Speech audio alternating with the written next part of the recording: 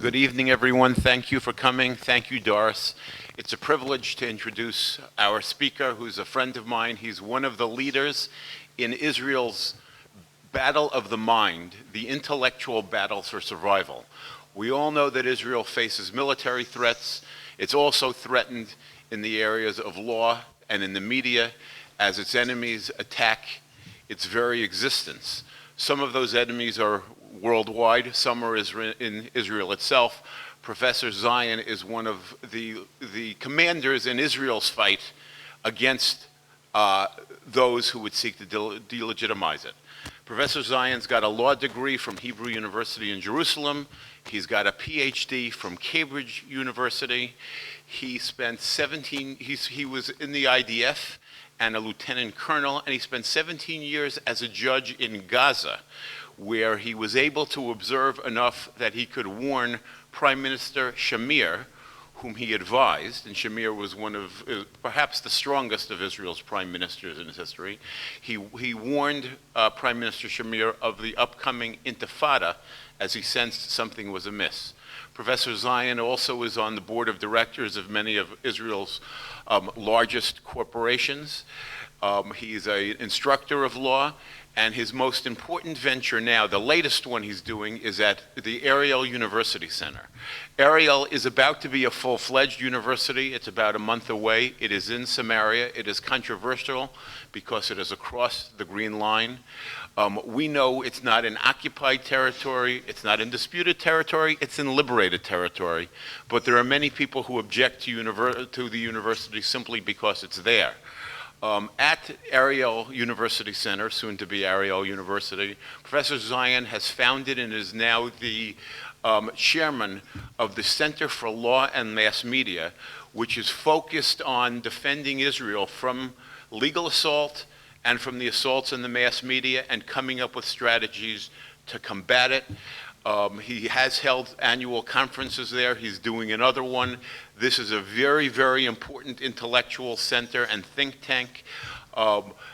Afterward, I would urge all of you to talk to him or talk to me about supporting this Center for Law and Mass Media, because it is, again, this is critical for Israel's survival.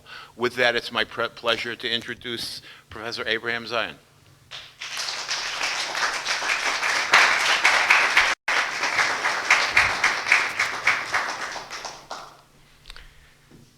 Good evening, ladies and gentlemen. It's a pleasure to be here. And I would like to thank Doris and, of course, Steve Goldberg for the very nice words. Actually, I would like to say a few words which I found in the homepage of the Children of Holocaust Survivors. I don't have the exact text, but it says from Jabotinsky that for 3 years he was trying to warn Polish Jews of the plight that is coming over Europe in 1938. And his hair turned white after 3 years because nobody really listened to him. And we know what happened after 1938. We are in 1938. Israel is at a very critical stage.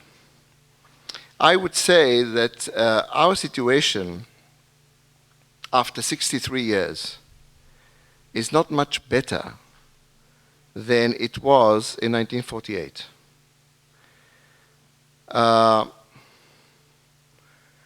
We made many mistakes. And one of the mistakes was the Oslo Accords, where Israel came to Arafat at his worst time in history and offered him to become a president of a state within Israel. You remember that Arafat, that was the Gulf War. and it was 1991, 1992, and he was thrown out of Kuwait, and nobody really wanted to have anything to do with him. When he would come to the United States for the conferences here, a United Nations conference, he would be taken from the airport to the conference and then back and thrown away from the country. So we offered him to become a president. And we wanted to achieve two things. First, that there will be an end to terror. And the second thing is that we will have peace and quiet and get rid of, say, 1.5 million or 2 million Arabs. But we did not achieve any of this. First of all, because terror became much stronger after the signing of the agreement, of the Oslo Agreement, and also because we did not get rid of anything. The demography remains the same. Now, if we want to see what is the outcome, what are the mishaps of the Oslo Agreement? Because if we don't know what's wrong with the Oslo Agreement, we cannot change our path. And as Steve pointed out, in the Center for Law and Mass Media, that's exactly what we are doing. We're doing research, and we're trying to find solutions, alternatives to the two-state solution, which is the biggest mistake that we've done. And really, there is no mistake that we haven't done so far. And all the Arabs have to wait is just for us to continue to make mistakes in order to lose the country. The Oslo Agreement was our initiative. Excuse me. The Oslo Agreement was our initiative. The withdrawal from Gaza was our initiative. And many other things are really our initiatives. It's not the Arab initiative. And we tried to convince the American administration that our way of thinking is the right way, which is not. So what happened with the Oslo Agreement? The first thing was that we lost all the holy places forever.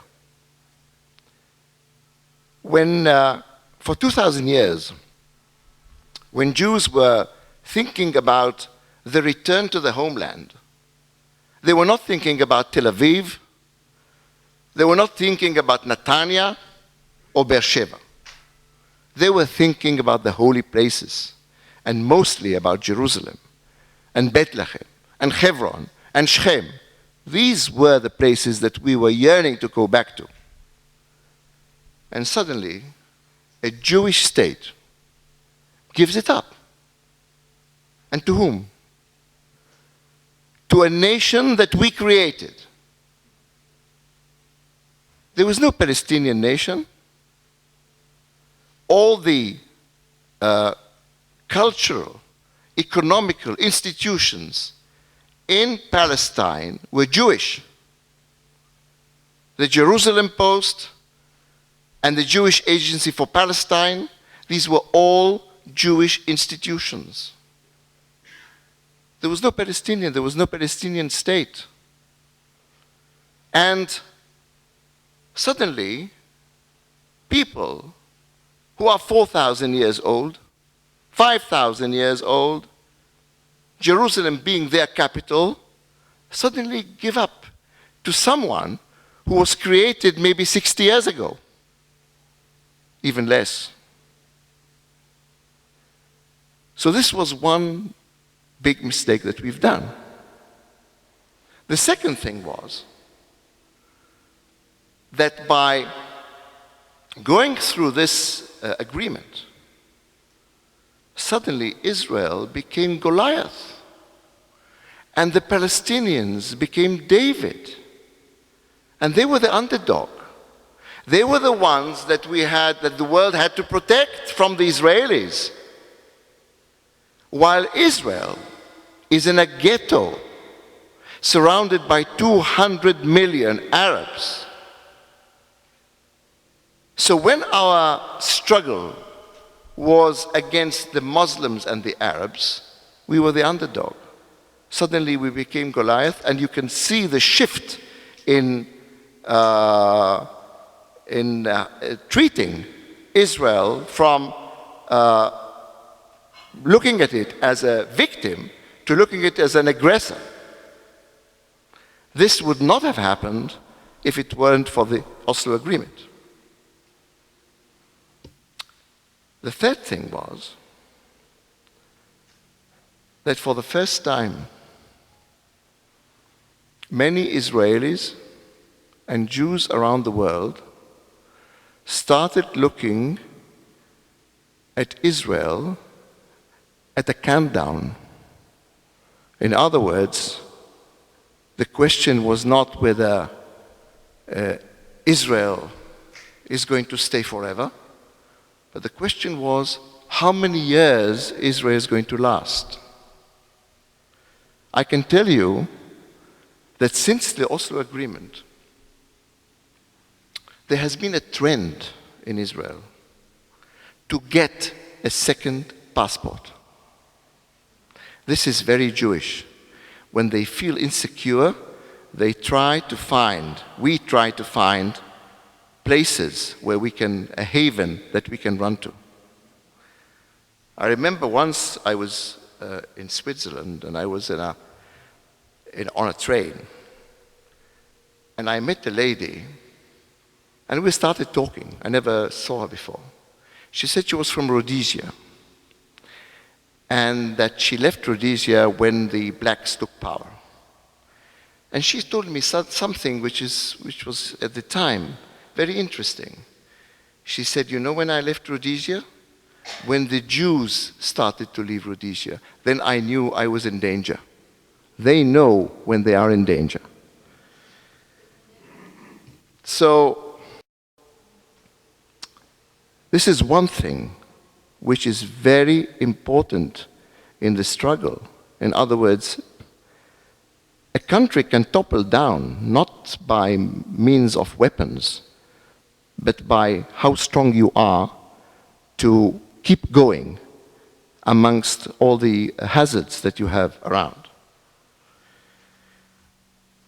Then, of course, it depends how the other side interprets what we do.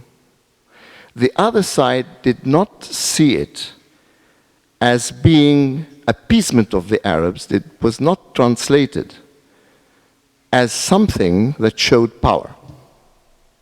It showed weakness. And for the first time, the Arabs started feeling that Israel is at an end, and therefore all they have to do is to put up pressure, and they will achieve their goal. So actually, the Oslo Agreement, instead of bringing peace, maybe deferred peace for another 100 years. Because peace can only be had if the other side believes that they cannot possibly annihilate Israel. But when they think that this is a possibility, then there might be that the Arabs would feel strong enough to carry on the struggle. And of course, how does this whole thing look in the eyes of the world? If the Jews say that Judea and Samaria is an occupied territory, then the world would tell the Jews or the Israelis, why don't you give it up?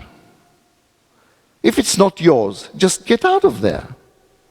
You yourself admit that Judea and Samaria is not Israel. Then why are you keeping it?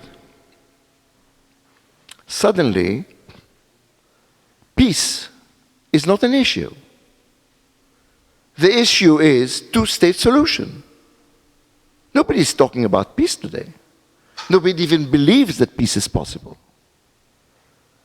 You know why, until now, what was the reason that Arafat did not accept Ehud Barak's offer? Ehud Barak offered 100% of the 1967 lines. When I say 100%, that means around 93%, and then exchange of territories for the other 7%, which means it's 100%, with control over the old city, also the Wailing Wall. And he said no. Why did he say no? He said no, first of all, because he wanted the refugees to go into the Green Line. Now, let's figure that. What exactly is he aiming at? We are giving him a state.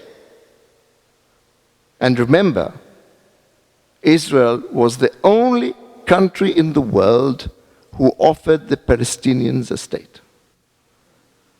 The Palestinians were under Jordanian control for 19 years. They were under Egyptian control for 19 years. Nobody even thought from those two countries to give the Palestinians a state.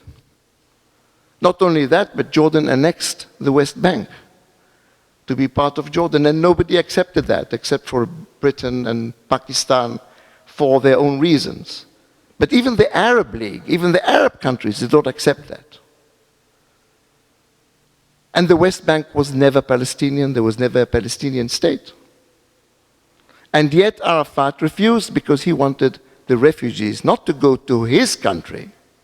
Can you imagine that Israel was established and the Israelis would say, we want the Jews to go to America?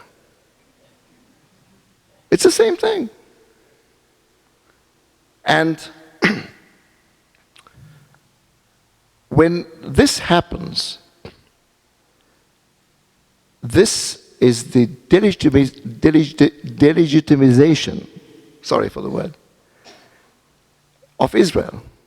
Because if Israel says that these areas do not belong to us, then what is Israel doing here? Because if we take Palestine, for 2,000 years, was not a state, and Jerusalem was never the capital of any country ever, except for the Jewish state at the time of David and Solomon.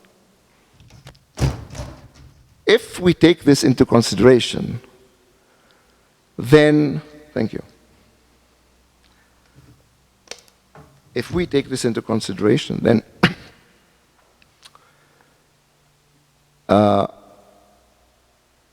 what exactly is the balance between the Palestinians and the Israelis? Israel is only 63 years old, but Palestine is 2,000 years old. Don't forget that the Romans gave the name Palestine in order not to call it Judea. Now, in the eyes of somebody in Finland, or in Sweden, or in Africa, who knows a little bit of history, says, wait a minute, if you take the Atlas and go back far, 200 years, 300 years, it was Palestine. It was never Israel.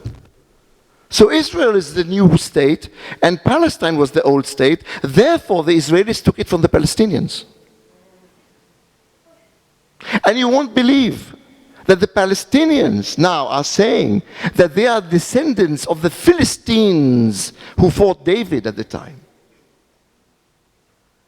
Because with the Arabs, there is no problem whatsoever. They can tell the biggest lie without a wink. They have no problem at all. we have a big problem. And this is part of Hezbollah, that we deal quite a lot. We call it public diplomacy. I was once approached by the Israel Defense Forces spokesman who was looking for people who could speak English or French or Italian for the foreign press. And he approached me if I would like to volunteer, and I said, with pleasure.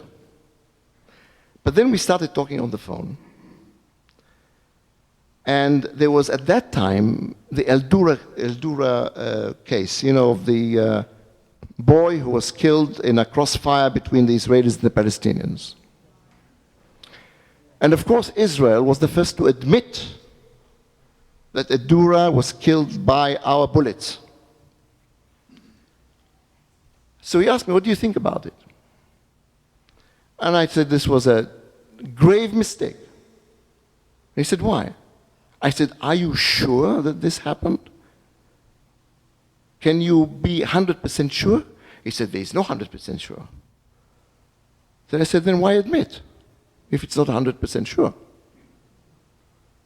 And he said, you know, we are the Israeli Defense Forces, we cannot tell lies. And I said, you don't have to tell lies. You just don't have to admit something that you're not sure that you've done. And he said, you know what?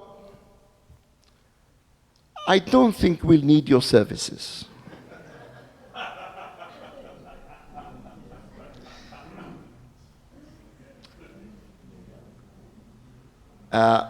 Another point here is that Israel brought in a Trojan horse. Now, no nation survived a Trojan horse. We brought in something like 100,000 people from Tunisia legally, because in the Oslo Agreement, or in the agreements that followed, we accepted 10,000 terrorists to come into Israel, into the West Bank and Gaza, which was Israel actually, with their families. Every Palestinian has a family, and a family means his father and mother and his children, which are around 10 people, so it's about 12 people coming in. Now, if you multiply 10,000 by 12, you get 120,000. The law of return.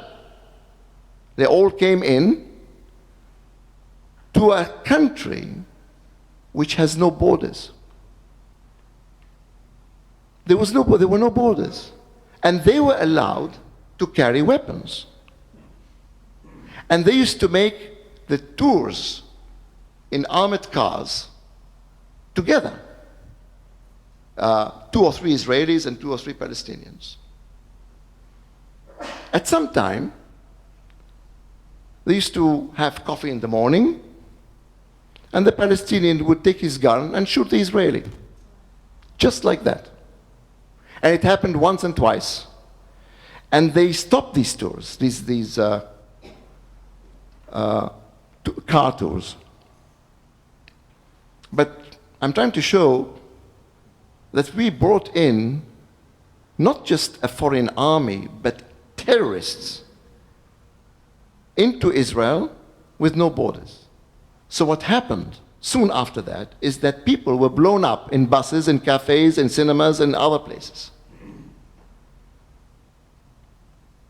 And if you try to imagine what that means, for example, for me as a father, to have my children go by bus to school and not be sure that they're going to come back. And I even, at times, felt very guilty that my children are going by bus and I'm going by my private car. And I'm safer than they are. And it's sometimes people were blown up 3 generations at a time. In a cafe, in a restaurant in Haifa, It's a restaurant I used to go to. I still go to. On my way to Haifa from Haifa, I stopped by. A young woman, Arab, dressed very well, very nicely, entered the cafe. She sat near a family who were the grandfather and grandmother and the son and the daughter-in-law and their 2 grandsons. And she ordered, and after she ordered, she blew herself up. 3 generations went just like that. And the world doesn't care. The world is silent. The world comes up only when Palestinians are killed. I could imagine what would have happened if the Palestinians were in the Congo and they would have fought an African tribe. Nobody would have heard about them. Even if 1,000 were killed, nobody would have heard about them. The world hears about the Palestinians only because they're fighting Jews. That's where the press becomes interested. That the Jews are fighting the Arabs, and sometimes they ask, how come that in a skirmish there is 1 Jew killed on every 10 Arabs? There's no balance. There must be balance in killing. Justice. So that's because what we are.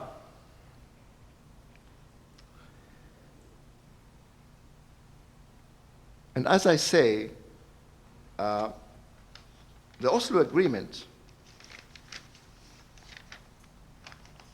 actually changed the United Nations resolutions, Security Council resolutions 242 and 338. Because after the 6-day war, when 242 was accepted by the whole world, also by the Arabs, it said that for real peace, Israel would withdraw to secure boundaries, not give up all the territories that were taken in the 6-day war, but part of the territories. And the legal profession, the people or the lawyers,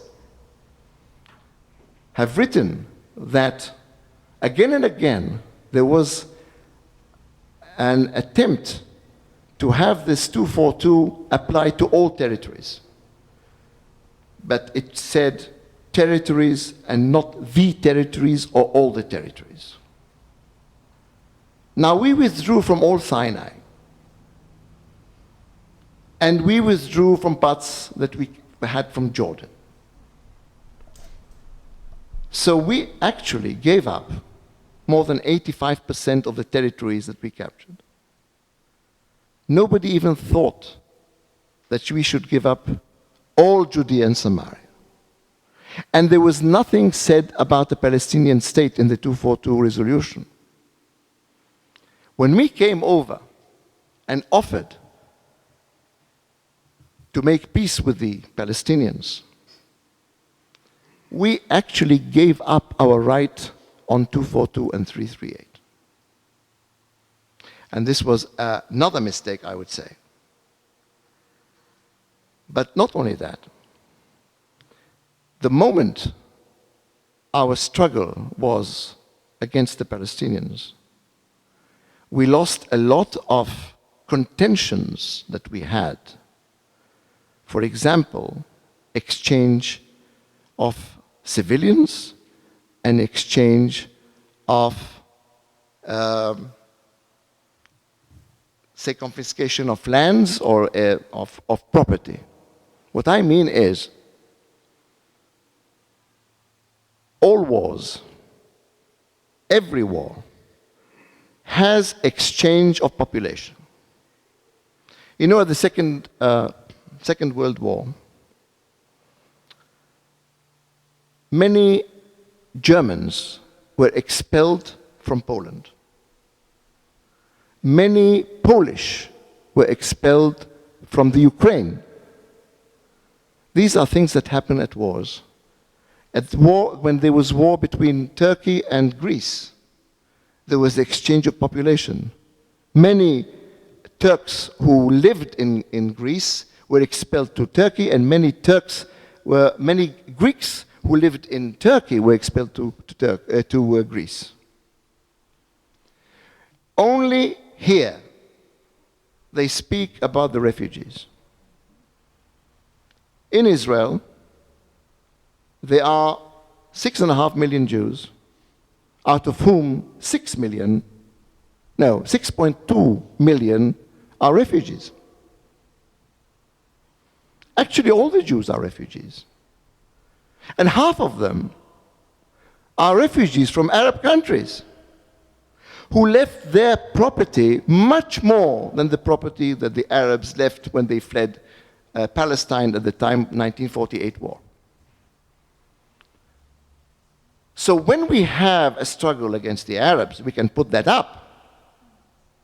But when we have struggle against the Palestinians, we cannot tell the Palestinians, look, we were expelled from Iraq and we were expelled from Egypt, and therefore it's right that you were expelled from Palestine.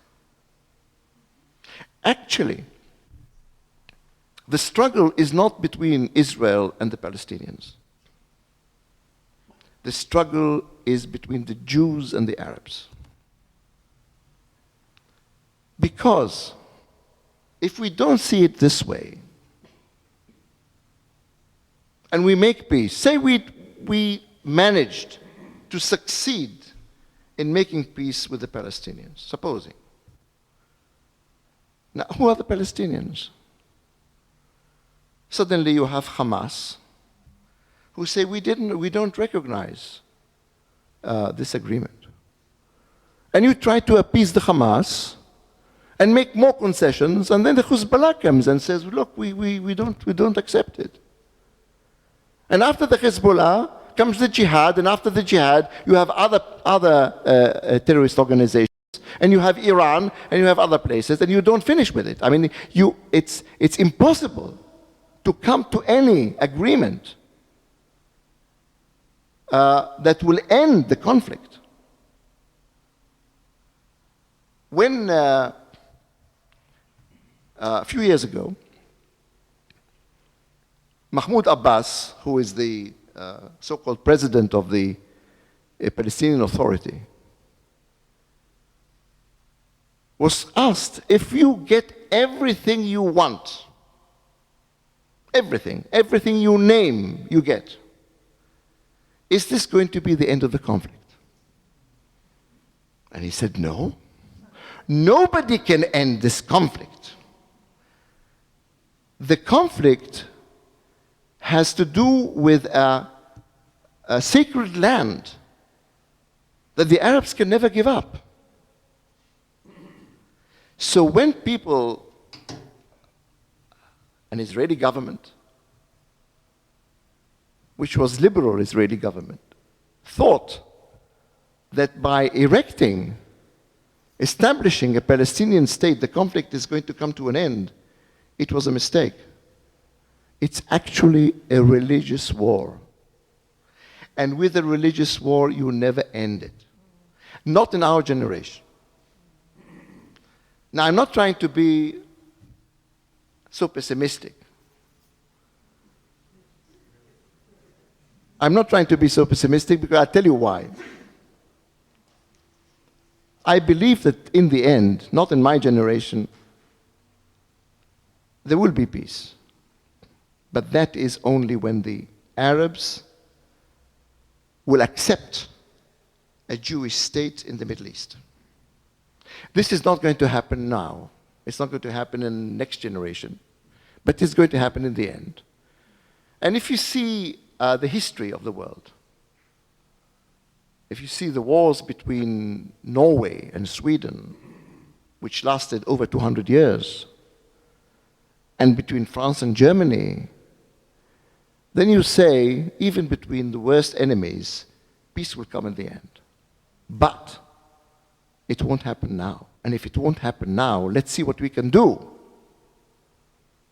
Not just give more, waive more rights and give more territory and put ourselves in jeopardy. But what we can do is to look at things in a practical way. That's what we are doing in Ariel, in the Center for Law and Mass Media.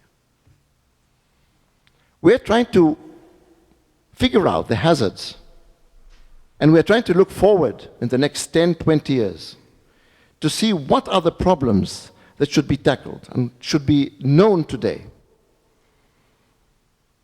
I can tell you, I can say that because I've written about it and I have proof of what I'm saying. That's why I can sort of brag to say, I envisaged what's happening today in 1993. In 1993, I said that the Oslo Agreement is going to lead to a Palestinian state.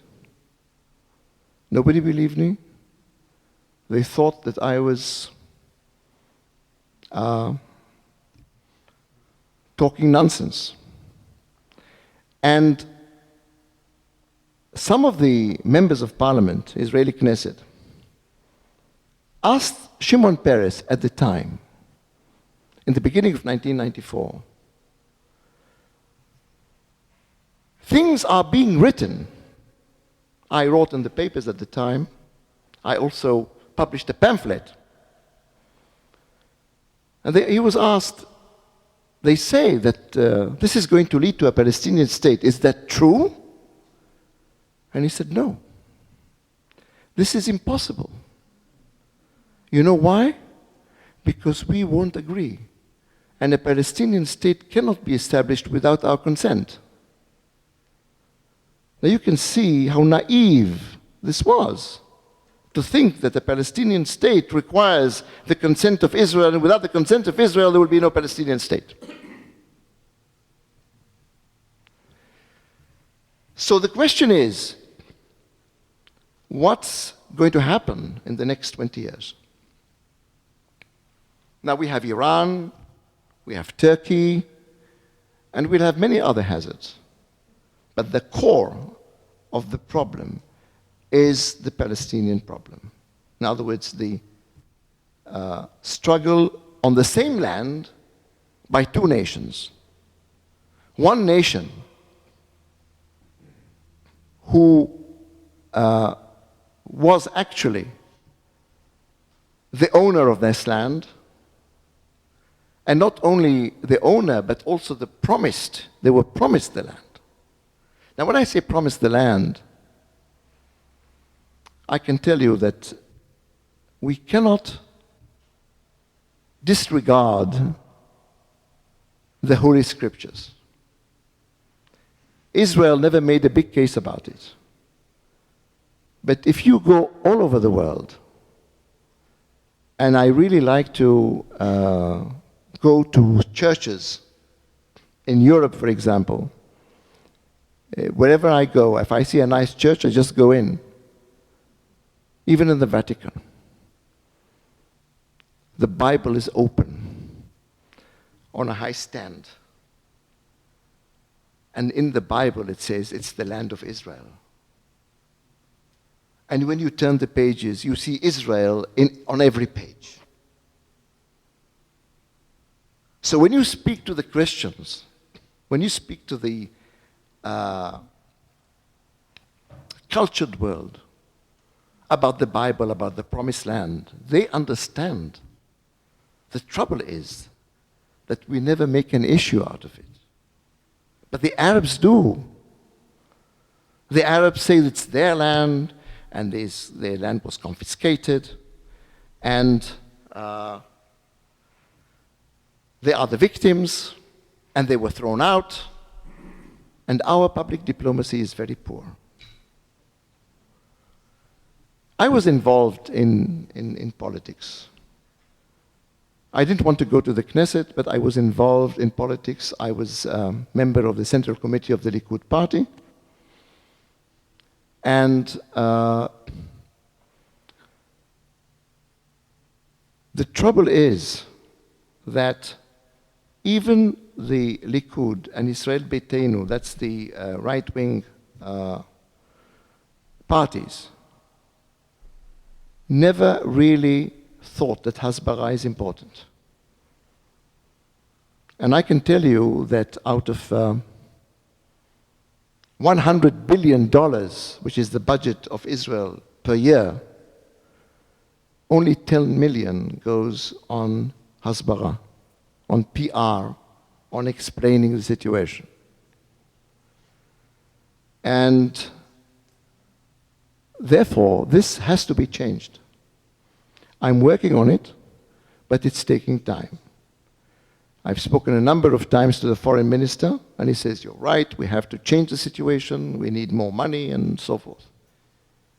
But actually, this can only come from the rank and file. It can only come from below. It can only come from the people. It can come from the academic field and towards convincing the right people, the decision makers.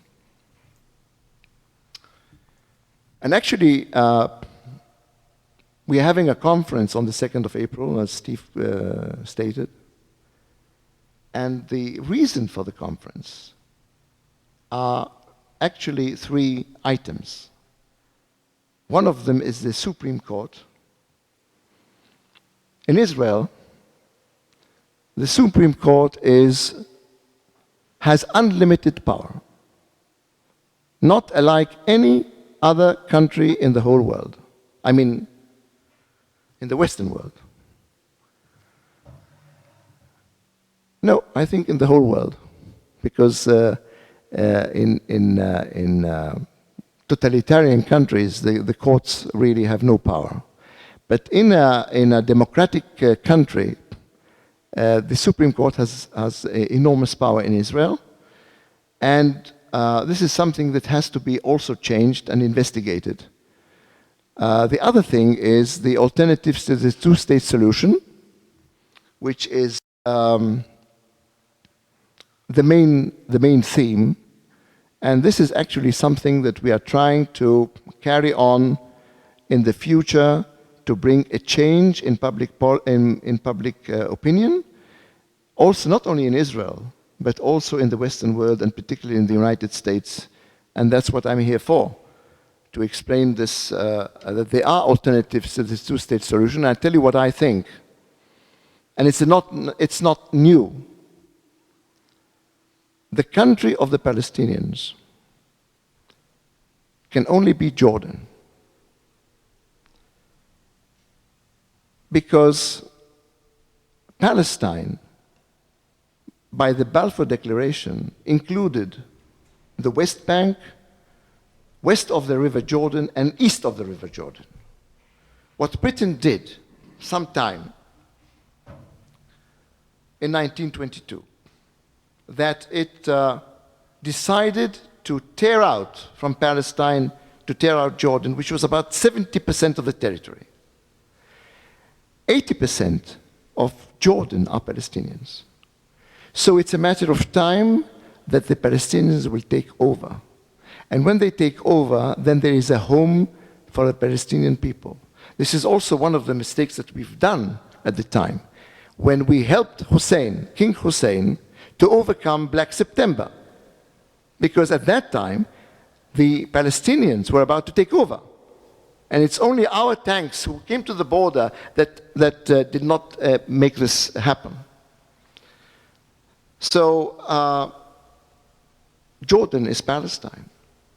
And at the moment, until this happens, the Palestinians in the West Bank will have full autonomy. Of course, full autonomy, but under the inspection of Israel. Israel will have to annex the West Bank. It's unthinkable that the University of Ariel would be left to the Palestinians. It's the University of Ariel has now 12,000 students. It's in a city of 20,000 people. It's not a few tents with a camel. I don't know how many of you have been to Ariel. How many have been to Ariel? Anybody? Very good. Well, it's 2 or 3, but I'm inviting you to Ariel. If you happen to come there, you can call me up, and I'll be glad to show you a real new university with labs, with research, and with student life that can match any other university in the United States or in Europe. And even today,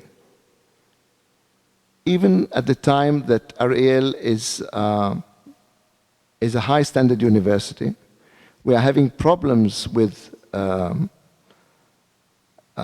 other universities who are boycotting Ariel.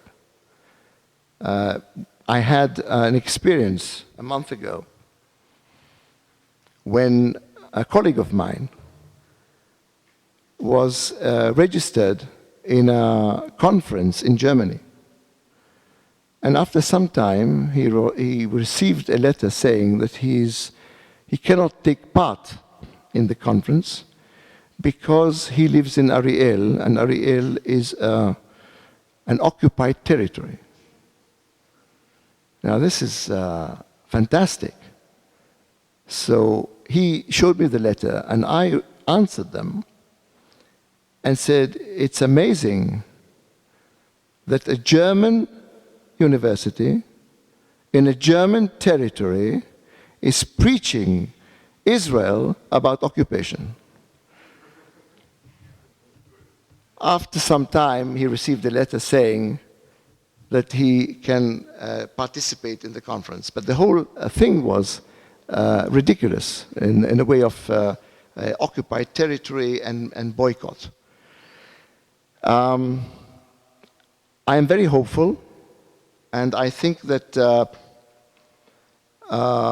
Ariel University is there to stay, and we will be able to change public opinion and to see Israel as a Jewish state, and the Oslo Agreement abolished by us, and we will take a different path. But of course, we'll need the help of every person that believes in Ariel and believes in the Center for Law and Mass Media and what we are doing. And any help will be, of course, very much appreciated. And I thank you. Thank you very much.